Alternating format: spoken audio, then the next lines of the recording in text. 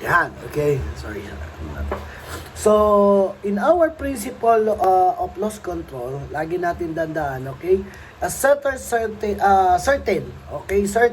circumstance natin sa workplace natin is ma-produce natin o sinasabi natin, ma-produce natin yung mga severe injury in our workplace. Okay? Ano ba yung mga potential, okay, severe injury natin in our workplace natin? Okay, paano natin malalaman to? By identifying, okay, ano yung mga first, okay, mga near-miss cases natin, okay, ano yung mga near-miss cases natin sa workplace natin, at ano yung high potential na maging isang malaking aksidente ito.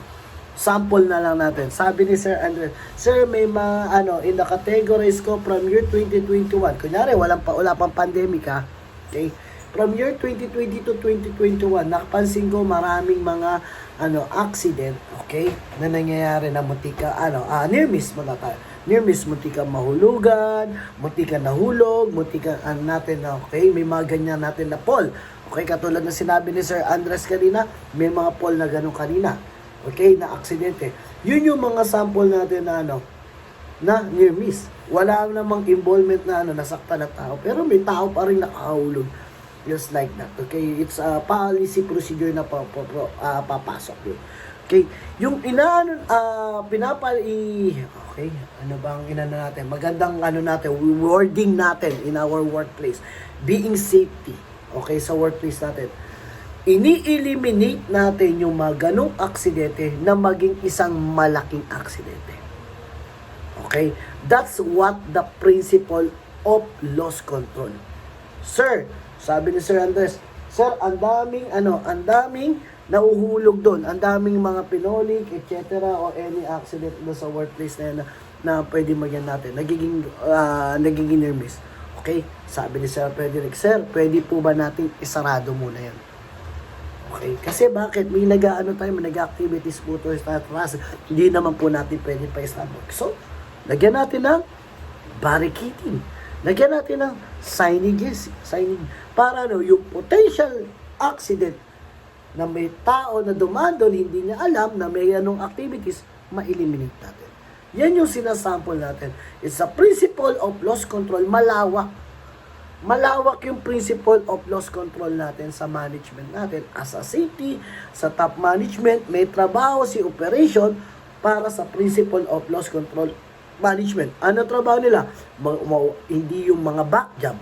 Sa quality, back job. Okay. May trabaho si purchasing. Bakit? To locate yung mga yung sa principle of loss control program, it's yung insurance or anything na bibilhin. Okay? Dapat yung quality ng bibilhin, materials, like that, equipment, etc. Okay? May trabaho si HR. Dapat, bakit? Wala tayong mga mga pending cases from Department of Labor o yung principle na like that. May trabaho si admin to monitor yung profit, yung mga natin. It's marami. Okay, sabi nga natin in the principle of loss control program natin, it's with being safety, na dito tayo nagpo-focus. Pero sabi nga natin, dapat alam din natin kung paano natin to i-perform ng tama. Okay?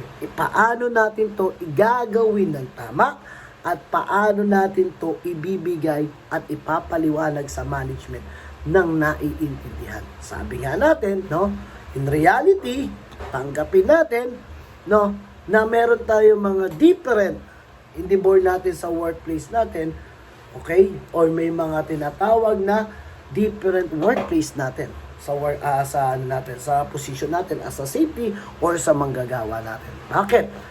Hindi pwedeng si Sir PJ nasa school, okay?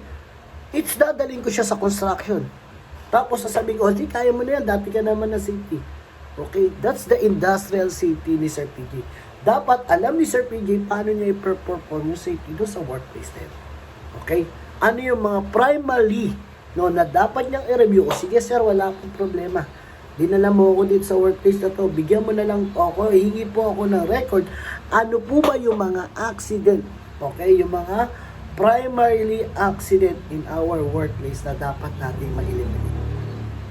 Diba? Yun yung mga sample natin. Okay? In that way, masasabi natin, uy, okay pala yung ano natin. Uy, maayos pala yan natin. Okay? Nakikita natin yung employee of the job natin is na ipapaliwanag natin sa workplace. Ay, saan natin? Sa mga kasama natin. Okay? Kasi ito yung ano natin, yung principle ng being safety natin. Okay? Maipaliwanag natin sa top management at sa ibang tao, sa mga kasama natin, sa colleagues natin, what is the safety purpose?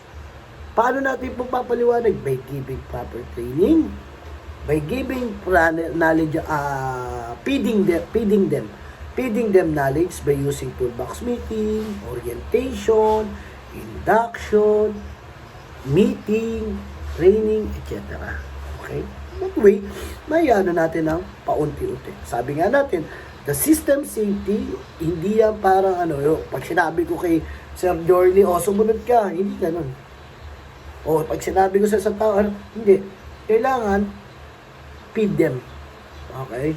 Hindi yung natin, dahan-dahan, ipipid natin, dahan-dahan, ibibigay natin, dahan-dahan natin ipapalam sa kanila na yung primarily in our system safety is maging product safe, maging safe ang mga tao at yung product natin na pinopromote natin o ibinebenta natin ay ligtas at walang mga safety issue kung sakali at na-perform natin what is the legal requirements of our local here in the Philippines na i-implement natin. Bakit? Sample natin. Ano yung mga legal requirements? Compliance with the labor code, compliance with the OSHA standard, compliance with the DO13, compliance to other rules of RA 1105, like sample natin, RA 1105. Kung na-i-comply natin yon yung mga requirements na yun sa legal requirements, ano pa yung magiging safety issue natin? Paano na lang natin to i-implement sa workplace? Paano na lang papa-implement ni top management sa workplace natin? Yung ganitong rules natin. Okay, safety rules natin. Sabi nga natin, kung meron nagsasabi sa inyo, madali lang trabaho ni safety. Madali lang trabaho ng natin. So, wala namang problema. Okay? Sabi mo sa kanya, di mag-safety ka. Madali lang pala trabaho ni safety. Di ba? Okay, mag-aral ka at gapan na may trabaho ni safety. Kung sinasabi nyo, madali lang ang trabaho ni safety. Okay? Marami nagsasabi niyan. Madali lang trabaho ni safety, lakad lang na lakad, paayos lang na personal permit. Bakit? Kailangan baguhin mo na yun sa mga tao nasa paligid sa'yo. Kapag sinabi ng tao, madali lang ang trabaho ni safety, dapat in the positive way. Ano ibig sabihin nila positive way? Kung sinasabi sa akin ni Sir PJ, madali lang ang trabaho ni safety, sumusunod siya ng tama. Pero kung sasabihin lang kay Ma'am Marion na madali lang ang trabaho ni safety kasi bakit? Para sinasabi, walang trabaho yun. Madali lang ang trabaho ni safety kasi hindi naman nagtatrabaho. Lakad lang ng lakad yan. Negative way po yun. Okay. Yun po yung sinasabi. Ibig sabihin, kung may mga negative way sa system safety in your workplace, okay, primary pa lang okay, you need na to promote sa ibang tao kung paano mo to i-handle. Wala namang problema kung sinasabi mo madali po ang trabaho ng safety, please po, sumunod na lang po tayo about sa safety. Yun lang pakiusap natin. Bakit? Ayaw kasi natin ng aksidente. Kasi bakit? Kapag may aksidente sa workplace natin, another trabaho na naman. Diba? Another na naman ang oras. Okay? Another na assisting na naman sa tao, anything. Diba? Imbis na nag-umaatak ka na dyan, nasa hospital o anything ka na doon. Sasample natin ganyan. It's like that. We need to have a loss control management in our workplace. Okay? Industrial safety engineering in our workplace. No? Sir, ano ba pagkakaiba ng safety engineer sa safety officer? Okay? Unang-una, wala silang halos pagkakaiba sa trabaho. Ang pagkakaiba lang ng safety engineer natin is graduate siya ng engineer. Diba? Mahirap tawaging safety engineer ang isang tao kung hindi siya engineer. Okay? O license. Okay? Sabi na natin. Pero sinasabi natin, in our manufacture, okay, may sabi nga niya, sir, ano advantage o disadvantage no, ng ano. It's pag engineer ka, may ano ka, may educational attainment ka o may technical knowledge ka regarding sa safety. Di ba? Ay, regarding sa safety, sorry. Regarding sa engineering. Okay? Sample ko na lang, di ba? Si Sir Joel. Okay? Tapos ay pakukompute ko kay Sir Joel. Hindi naman engineer si Sir Joel. Pakukompute ko yung rebar, formworks, etc. Di ba? Yan yun na natin. Pero kung ano, yun yung advantage siguro na. But, sabi nga natin, in many way, which na-acceptan natin sa production, okay, it's a competent natin. It's a sample natin is competency. Nandiyan yung mga sample. Sir, paano tatanggapin? Nandiyan sa ano nila, sa upload, ay sa application na dapat engineering graduate ka. Marami po yan. Kaya nga may equivalent po yan. Okay? Yeah? Lahat ng ina-applyan, may nakalagay na open, close parenthesis na equivalent. Ibig sabihin, kung meron ka namang mga ganong ano, asa lang natin career natin. Okay? Safety. Okay? Ano yan natin? First concept natin is that given system should work, design, that design should be put on patent and it should be impossible for anyone to get hurt. Labo. Huh? So, no, ano ba ang safety? Ano sabi?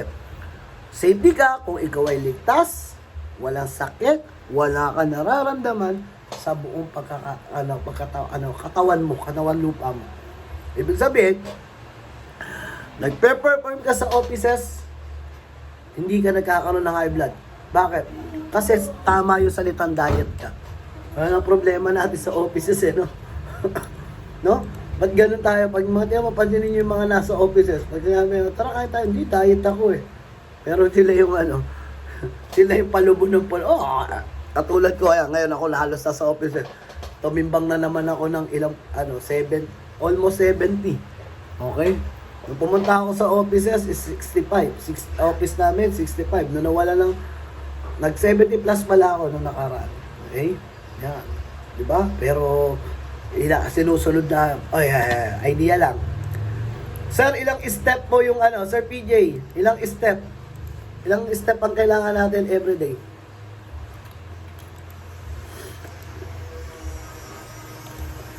Sir PJ? Yung exercise natin, ilang step ang kailangan natin everyday?